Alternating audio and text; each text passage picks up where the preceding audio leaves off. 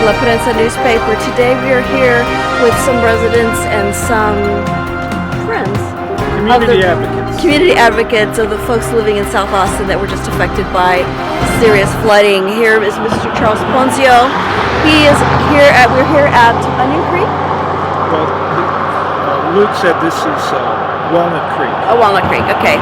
We're here at Walnut Creek, and he's going to show us this diagram that explains why the flooding here is so regular and extreme. Mr. Ponzio. So, Steve Ward, a UT graduate, went through a lot of work to get us this 3D model of the floodplain.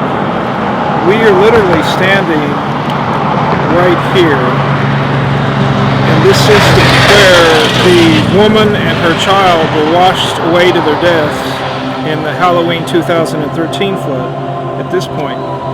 And we're still not Onion Creek yet, okay? Onion Creek. Valerie Menard with La Prensa newspaper here with Ana Perez, one of the residents of Onion Creek.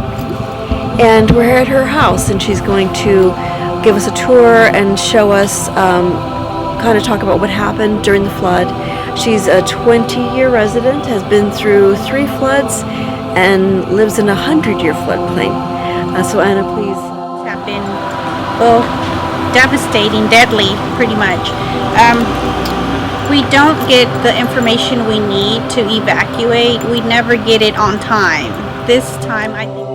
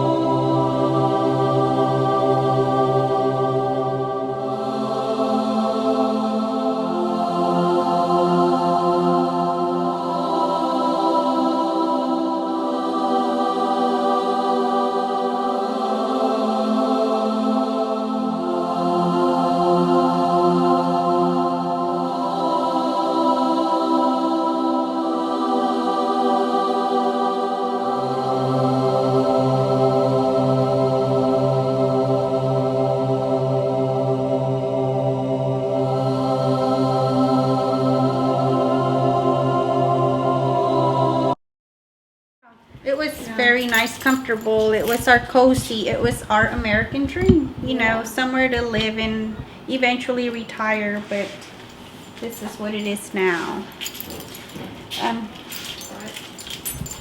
So what happened to all of your furniture? Oh, it was somehow our back door was pushed open, so our furniture was everywhere. And it had to be thrown So like out. your furniture was floating? Like floating? Everything was floating, yes. Washer, dryer. Our furniture was floating everywhere. Our refrigerator was upside down, and so it picked up everything. So to be able to replace not just your house, but everything inside, is this the $75,000 relocation fee? Is that where this would go to that, or you're just on your own? Because I also saw in the city that they're going to deduct $15,000 from your insurance, or is it a maximum of $15,000 from your insurance claims? They keep the insurance money. They don't deduct it. They keep it, and that's part of your offer. So if you have insurance, So what's the $15,000? the $15,000 was supposed to be a help, like for you to be able to reconstruct and stuff. But that also comes out of your insurance. If you have insurance, that's where your $15,000 comes from. If you don't have the $15,000, then the city will help you make your house livable with that amount of money, so that you can stay in your home till you get bought out. Have they helped make you? I haven't been helped. This is my husband, my children, and I did the cut. We tore everything down. We have actually done all the cleanup. We had volunteers from ADRN one day, and they came and they sort of helped us tidy up, vacuum, and do that sort of stuff. But we had already gotten cabinets out and everything else. So have you found another home? Is there a prospect for you? So the issue with me is that I have a deaf child, so there's no way I can be relocated anywhere else. I have to stay in Austin. And I haven't really looked for anything because I don't know what my offer is going to be yet. I have to wait on the city to... Based on the appraisal of your house. Yeah, and so if they would have done it before I flooded, I don't know where I stand. It's kind of confusing. I'm sure my house would have been worth a lot more. But if they come here now, it's like... Well, what I heard, at least at the city meeting with the community, is that they are going to base it on the value, I guess, after the 2013 flood, I thought. Some of the houses haven't been appraised, so how is that? I don't know, maybe they have a formula, but yeah, you're right, that's a very good point. So, yeah, thank you so much for letting us know. Yeah, so... And sir, I just wanted to ask you again, we were talking earlier and you had mentioned that you felt very strongly that something like this would not happen in Tarrytown. Yeah, any other predominantly Anglo neighborhood in Austin, Mark Ott and his staff and city council reps and Mayor Adler would be moving the earth, sun, moon, and the stars for people not to have to live like this for a couple of weeks, much less 3 floods in 20 years, 2 of those floods in the last 2 years. That Anna has a special needs child is maddening on a scale I don't even want to try and quantify at this point, because then that would involve me using a lot of foul language.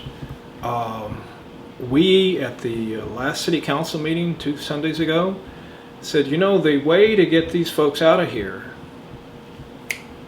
like that is for Mark Ott and his senior staff, his senior assistant city managers that make, I think, $225,000 a year, Lorraine Reiser and her senior staff, the real estate, and the watershed department, have them move into these empty homes. There's plenty of homes that put their staff, and have at least one person from their staff spend the night here, so that they always have somebody here when it rains hard, and they, like Anna and her family, have to fear for their lives.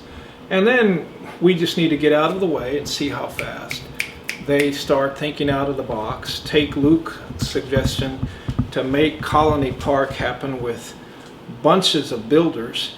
You could literally move all of the Travis County 300 homes, the 270 homes that remain here to get built out. We could have those people in homes by summer of next year. The master plan is being approved. The Colony Park master plan is being approved on December 11th. So if this council and Mark Ott would get off their proverbial behinds, we could have Anna and everybody else out of here, and the 300 families in Travis County that are up the creek without a paddle, by summer of next year. Sir, why does this happen to our people, our race? Why do we have to suffer these things? We are since the Hoover administration deported millions of Mexicans and Mexican Americans in the Dust Bowl during the 30s. Eisenhower did the same thing back in 1959 during hard times again. And President Obama has deported more Mexicans than either of those two, and I have been on record as saying that was to appease the Tea Party folks, and we see how well that's worked. There's no appeasing them. They don't like him because he's a black man, and there's all kinds of reasons. The oppression of our people, of our race, has been going on for and again, forever. When things go bad, we're the people that are blamed. And it's worked so well this time. Well, there's a report out by the Pew Center, I think today, that for the first time, more people left Hispanics. The number of Hispanics has actually gone down. Well, actually Mexican Americans, if you want to be truthful. Mexicanos that are returning back to Mexico. The welcome mat has been pulled out, but I guarantee you the moment the economy starts back humming, they're going to want, the businesses are going to want Mexicans Cheap back labor. here. Yeah, the cheap labor. I do want to ask Anna something. Another point was brought up about, is it HDR who's doing the buyout? Oh, well, that's the... About lowballing is what I want to know. About lowballing the residents as well, the homeowners, and we're saying is it HDR? Is that the name of the these company? homes were nicer homes than what you have north of Koenig, between 35 and Mopac, and those homes are selling for $300,000. The bottom line number here should be $300,000, and then you talk about moving expenses. And so we're able to move people out of these neighborhoods into other Austin neighborhoods. And again, the city bears full responsibility, moral, ethical, and legal responsibility for making these flood victims whole. So what you're basically saying is that the city is not going to buy out their house for the amount of money that they need to stay, kind of like in Austin. That is correct. They're going to be forced to live somewhere they Well, really don't want to live. It's not that they're going to be forced. The folks that have been bought out have predominantly bought out homes outside of Austin, just because there's nothing else There's affordable nothing comparable. in the city of Austin. So usually people have to work in Austin. So their commutes and their expenses to get back and forth is just... are you saying that they didn't give fair warning because They not this only is a predominantly Hispanic neighborhood? I don't know that there's any other conclusion to be reached here. How does that make you feel that because of the ethnicity of the neighborhood, we don't get treated the same? We don't get. How does that make you feel as a Mexican American? As a Mexican American, I'm not going away, and I'm going to stay a burr in their saddle.